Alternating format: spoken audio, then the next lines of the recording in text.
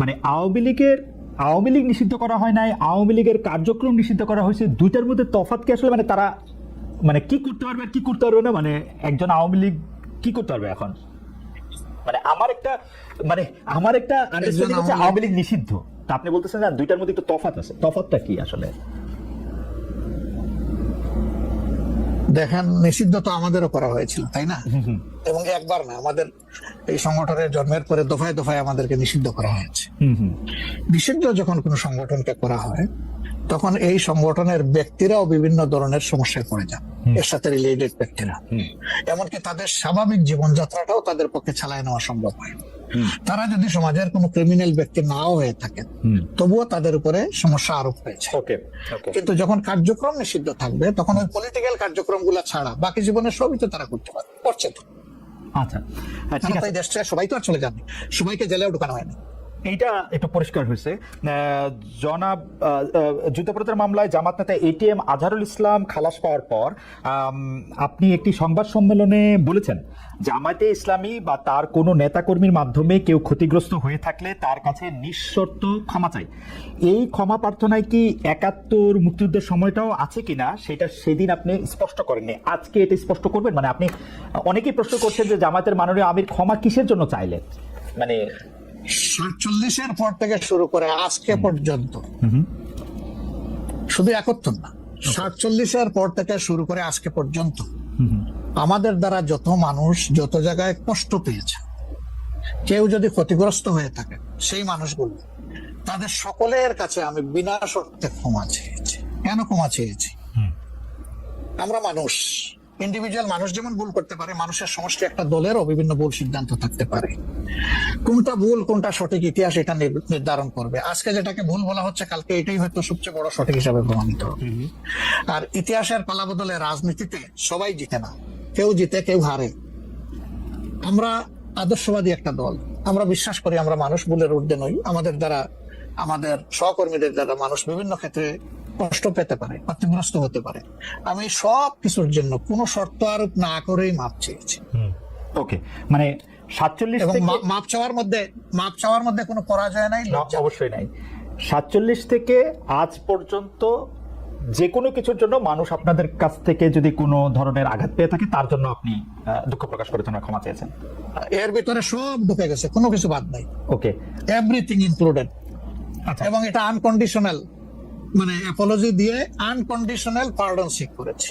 এইটা কি ডাক্তার শফিকুর রহমান, আমি আসলে যেহেতু আপনার সঙ্গে আমার মানে নানা সময় কথা বলার সৌভাগ্য হয়েছে, মানে পর্দার বাইরে পর্দার ভিতরে, সেটা আমি জানি বলেই আমি আমার প্রশ্নটা করছি যে আপনি যে ৭১টাকে এই ৪৭ থেকে আজ পর্যন্ত একসাথে বললেন, এর কি কোনো বিশেষ কারণ আছে নাকি? মানে না না না না না না, কোনো বিশেষ কারণ নাই। আমার মানবিক মূল্যবোধের জায়গা এবং আমার দায়িত্বের জায়গা থেকে বলেছি, অনুভূতির জায়গা থেকে, দায়িত্ব এবং অনুভূতির জায়গা, বিশেষ কোনো কারণ।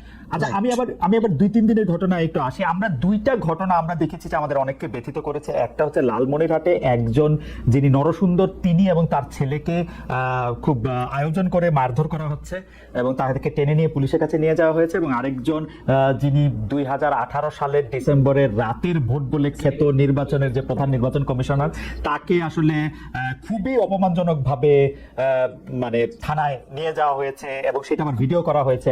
মানে আমি সাধারণভাবে যেটা বুঝি, আপনি আমাকে শাস্তি দিতে পারেন, আপনি আমাকে মৃত্যু দিতে পারেন, কিন্তু মানুষ হিসাবে আরেকটা মানুষকে অসম্মান করার অধিকার যে আমাদের নাই, এইটা কি মানে মানে নাকি এইটা আমাদের আছে কারণ তারা একটা খারাপ কাজ করেছিল, এরকম কি?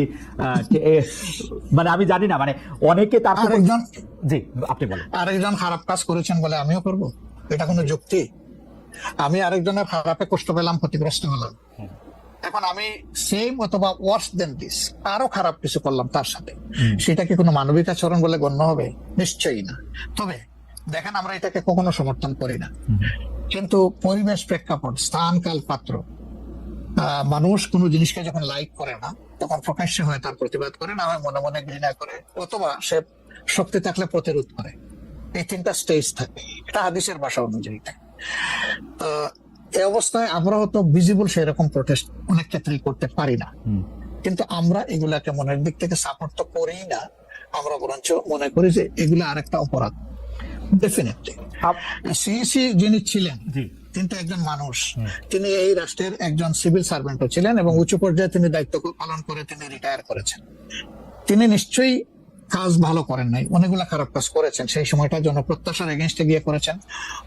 সত্য তথ্যের উপর না থেকে অসত্য তথ্য তিনি তার সংস্থা থেকে বলেছেন, সেগুলো সব খারাপ। তো তার জন্য তো আদালত আছে, কিন্তু আদালতে যাবেন, আমরা তাকে আদালতে নিয়ে যাই, আইনের আওতায় নিয়ে যাই, কিন্তু আইন আমার হাতে আমি তুলে নেবো কেন? এটা তো কোনো অবস্থায় আমরা সমর্থন করবো না। এই জন্য আপনার স্মরণ থাকার কথা, 5 তারিখ রাত্রেই আমরা ঘোষণা করেছি যে ব্যক্তিগতভাবে আমরা কারো উপর থেকে কোনো প্রতিশোধ নেব না এবং আমরা নেইনি। আমাদের 2-1টা ব্যতিক্রম ঘটনা ঘটেছে, আমরা তাদেরকে শাস্তি দিচ্ছি, আমরা ছাড় দেই নাই কাউ। আমাদের এই ঘটনাগুলো র্যান্ডম না, ব্যাপক না, 2-1টা বিচ্ছিন্ন ঘটনা, আমরা কাউকে ছাড় দেই। আমরা যেহেতু আপনার সময় কম, আমরা দ্রুত একটা বিষয় থেকে আরেকটা বিষয়ে যেতে হচ্ছে। সম্প্রতি আপনি একটি ভাষণে বলেছেন, আমি এখানে ছোট্ট একটু অ্যাড করতে চাই। জি, জি, please। এই যে মব, যেটাকে এখন মব বলা হচ্ছে, এর চাইতে কিন্তু আরো নিকৃষ্ট মব কিন্তু গত 15.5 বছর মানুষ প্রত্যক্ষ করেছে। ইভেন আপনাদের সাংবাদিকদের সাথে হয়েছে, আরো অনেকের সাথে, পলিটিশিয়ানদের সাথে। তো এগুলো কোনো ডাল ভাত, কোনো ব্যাপারই ছিল না সিভিল সোসাইটির মানুষের সাথে, শিক্ষকদের সাথে। আপনার কিন্তু মনে আছে ওইগুলা দিয়ে আমরা এটাকে জাস্টিফাই করতে চাই। হয়েছে বলেই আমরা সবাই মিলেই কিন্তু এগুলি প্রতিরোধ করেছি, প্রতিবাদ করেছি। Right. আসলে যে যার Right. জায়গা থেকে প্রচন্ড ভাবে জি, প্রতিবাদ করেছে। আমার মনে আছে ডয়েচে ভেলেতে থাকতে আমি একবার শেখ হাসিনার নাম করে এতবার বলতেছিলাম যে কেন তিনি এটি করবেন, কেন তার এটি সমালোচনা করা যাবে না, এবং কেন তার এটা, মানে আমার মনে আছে যে মানে আমার সাংবাদিকতায় আমি কোনো সময় অ্যাক্টিভিজম করতে চাই না বা অ্যাক্টিভিজমের জায়গা থেকে, কিন্তু এইগুলির প্রতিবাদ আমরা সবাই মিলেই আসলে করেছিলাম, যে যার অবস্থান থেকে। রাজনীতিবিদরা এখন আমাদেরকে করতে কিন্তু হবে। এখনো যদি আমরা সেই জায়গার মধ্যেই থাকি এবং কেউ কেউ আমরা এটা বলি যে তারা করেছে সেজন্য এটা ঠিক আছে, সেইটার ব্যাপারে আপনার কাছে একটু বিচার দিতে চাইছি। প্রশ্নই ওঠে না, এটাকে সাপোর্ট করা যাবে না। আরেকজন অন্যায় করেছে তাই আমি আরেকটা অন্যায় করবো, এটা চলবে না। আর তাইলে আমরা ভালোর দিকে আগাবো কিভাবে? অ্যাবসলিউটলি আমরা আগাতে পারবো না। আপনি সম্প্রতি এক ভাষণে বলেছেন, আরেকটা প্রসঙ্গে যায়, যে সেই গণতন্ত্র হালাল যার মাধ্যমে আল্লাহর বিধান কায়েম করা যাবে, বুলেট নয় ব্যালটের মাধ্যমে যেতে হবে। এটা আপনি বলেছেন হাদিসের রেফারেন্স দিয়ে। আপনার এই বক্তব্যের প্রতিবাদ করেছেন মুফতি ডক্টর সাইদ মোহাম্মদ এনায়েতুল্লাহ আব্বাসী সিদ্দিকী। রবিবার ফেসবুক এক পোস্টে দাবি করেছেন যে তিনি হাদিসের সুস্পষ্ট অপব্যাখ্যা করেছেন। আপনি এক লাইনে আবার একটু ব্যাখ্যা দিবেন কিনা? আমি হাদিসের ইয়ে দেই নাই, আমি বলেছি যে ডেমোক্রেটিক যে প্রসেসটা, এটা রাসূল করিম সাল্লাল্লাহু আলাইহি সাল্লামের পরে যারা রাষ্ট্র পরিচালনা করেছেন খোলাফায়ে রাশিদিন, তাদের সময় ছিল, এবং এটা বাস্তবতা আমরা সবাই জানি। হযরত ওমর খুতবা দিতে দাঁড়াইছেন, সাধারণ মুসল্লি বলছে আমি আপনার খুতবা শুনবো না। কেন শুনবেন না? ওই যে আমরা কোষাগার থেকে কাপড় পাইলাম, আমার কাপড়ে লম্বা জামা হইলো না, আপনার পায়ে লম্বা জামা হইলো কেমনে? এই তো সেম কাপড় দেখতেছি। তখন তিনি তার ছেলে আব্দুল্লাহ ইবনে ওমরকে বলেছিলেন, বাবা তুমি এবার জবাব দাও। তিনি দাঁড়াইয়া বললেন যে দেখেন বাবা তো রাষ্ট্রের দায়িত্বশীল, তার সাথে বিভিন্ন বিদেশি প্রতিনিধি দল আসে, এই রাষ্ট্রের সম্মানে আমি বাবাকে বলেছিলাম যে বাবা আমাদের পোশাক 2 টুকরা করে কাটার দরকার নাই, আপনি অনুমতি দিলে আমি কোষাগারকে রিকোয়েস্ট করতে চাই যে আমাদের 2 পিস না কেটে দিয়ে দেওয়ার জন্য, সেটা দিয়ে আপনি জামা বানাবেন। তো আমার বাবা এবং আমার 2 পিস মিলে ওনার 1 পিস হয়েছে, এবং তাই ওনার জামা লম্বা। তো লোকটা বসে আল্লাহ শুকরিয়া আদায় করে বললেন যে খলিফাতুল মুসলিমিন, এবার আপনি আপনার খুতবা দিন, আমি শুনবো, মন ভরে শুনবো। তো এই দেখেন, এটাই তো বিউটি অফ ডেমোক্রেসি। ওই যে আপনি ফ্রিডম অফ এক্সপ্রেশন বললেন, এর চাইতে ভালো ফ্রিডম অফ এক্সপ্রেশন কোথায় পাবেন আপনি? আমি বলেছি যে না, গণতন্ত্র হচ্ছে এটা কোনো ইজম না, এটা আপনি নিজেও জানেন। গণতন্ত্র কোনো মতবাদ না, it's a way to establish your ism. আপনি যেটা চয়েস করেন, এটা ক্যাপিটালিজম হইতে পারে, সোশ্যালিজম হইতে পারে, কমিউনিজম হইতে পারে, এরকম যেটাই হোক সেটা আপনি করবেন, কিন্তু এটা একটা ওয়ে, এই বাহনের উপরে আপনি চড়ে যাবেন। সেটা যদি আল্লাহর দিন কায়েমের উদ্দেশ্যে হয় তাহলে অবশ্যই এটা মুসলমানদের জন্য হারাম হওয়ার কথা না। এখন আমার কথার সাথে তো ডিফার করতেই পারেন, উনি একজন লার্নেড মানুষ, আমি তাকে রেসপেক্ট করি, এবং কারো ডিফারেন্সটাকে আমি রেসপেক্ট করি, কারণ এটা না হলে তো আপনার ফ্রিডম অফ এক্সপ্রেশন থাকবে না, এবং মাল্টিকালচারাল সোসাইটি বিল্ড আপ করা সম্ভব হবে না। আচ্ছা, অ্যাবসলিউটলি ফাইন। আচ্ছা, আপনি শুক্রবার একটা দলীয় কর্মসূচিতে বলছেন যে দিন কায়েমের চেষ্টা বা প্রচেষ্টা ঐচ্ছিক নয়, মুমিনের উপর ফরজ। আরবার আপনাদের দীর্ঘদিনের একটা স্লোগান হচ্ছে এরকম, আল্লাহর আইন চাই।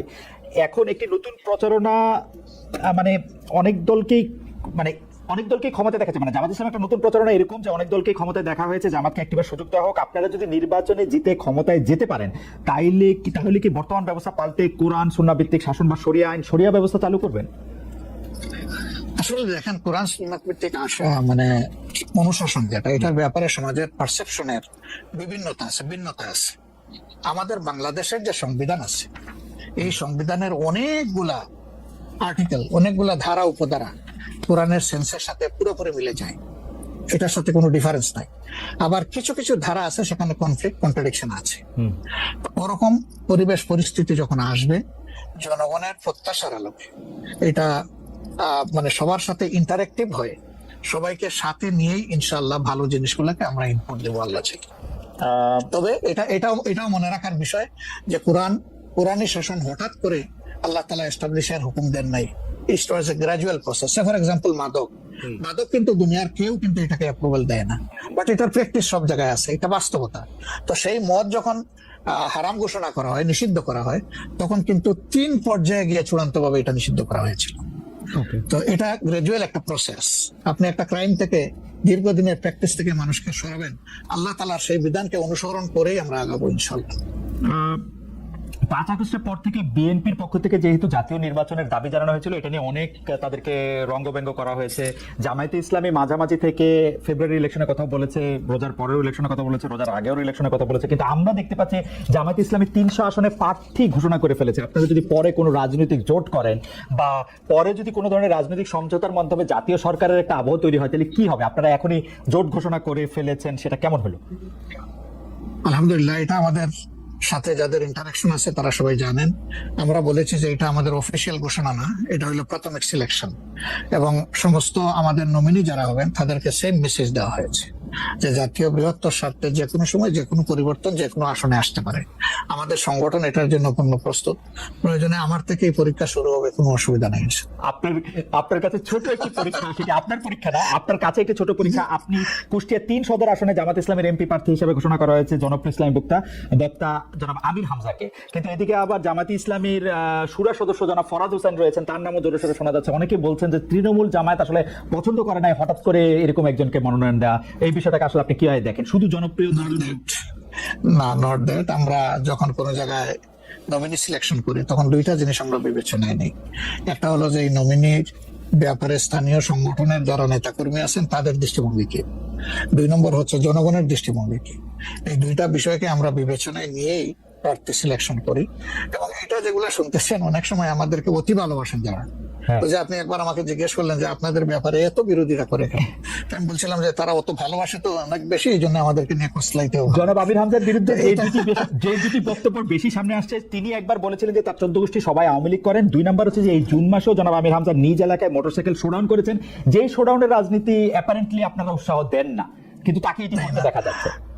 হ্যাঁ, আমরা তার দৃষ্টি আকর্ষণ করেছি। ওকে, আমরা এই ব্যাপারে দৃষ্টি আকর্ষণ করেছি যে পাবলিক ইনকনভিনিয়েন্স হয় এমন কোনো কাজ আমরা করব না, যতদূর সম্ভব এটা আমরা অ্যাভয়েড করে চলবো। এটা আচ্ছা, আমরা আরেকটা প্রসঙ্গে আসি যে লন্ডনে ডক্টর মোহাম্মদ ইউনূস এবং জনাব তারেক রহমানের বৈঠকের পর যৌথ বিবৃতির প্রসঙ্গে জামায়াতে ইসলামী একটা শক্ত অবস্থান নিয়েছে। তারা বলেছে যে বৈঠককে তারা স্বাগত জানিয়েছেন, কিন্তু যৌথ বিবৃতিটা তারা পছন্দ করেন নাই। এই কারণে জাতীয় ঐক্যমত্য কমিশনে তাদের অংশগ্রহণও তারা একদিনের জন্য বয়কট করেছেন, মানে আপনারা বয়কট করেছেন। পরে আবার ডক্টর মোহাম্মদ ইউনূস আপনাকে ফোন করেন এবং সেই টেলিফোনের পরে আপনি ডক্টর মোহাম্মদ ইউনূস টেলিফোনে কি বলেছিলেন আপনাকে, সেটাকে আমাদের একটু বলা যাবে?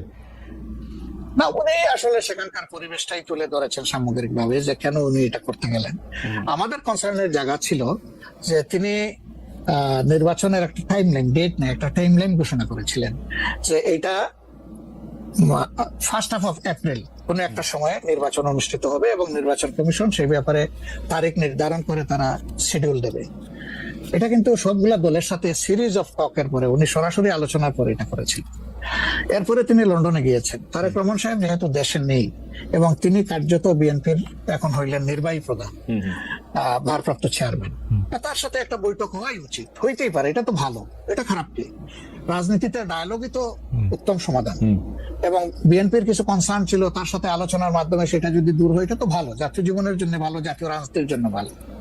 কিন্তু যেটা সকল দলের সাথে আলোচনা করে তিনি একটা টাইম লাইন দিলেন, শুধুমাত্র একটা দলের সাথে আলোচনা করে সেটা থেকে এইভাবে তার প্রকাশ্যে ঘোষণা দেওয়া, যদিও তিনি ডেফিনেটলি বলেন নাই যে রমজানের আগেই হবে, তিনি বলেছেন যদি এই জিনিস ফুলফিল করা যায় তাইলে সেটা আগেও চিন্তা করা যেতে পারে, কিন্তু সেটা ভালো হতো। আমাদের বক্তব্য হচ্ছে ভালো হতো দেশে এসে তিনি তাকে বলতেন যে আমি সম্মানের সাথে আপনার কথা শুনলাম, আমি মনে করি আপনার কথাগুলো লজিক্যাল, আমি দেশে গিয়ে আবার দলগুলোর সাথে একটু আলাপ করবো, করে এটাকে কিভাবে শেপ দেওয়া যায় আমি চিন্তা করবো, আপনি আমার উপর আস্থা রাখতে পারেন। That was good. কিন্তু এটা না করে সেখানে এটা ঘোষণা দেওয়াটাকে আমরা সঠিক মনে করি নাই। আমরা মনে করি যে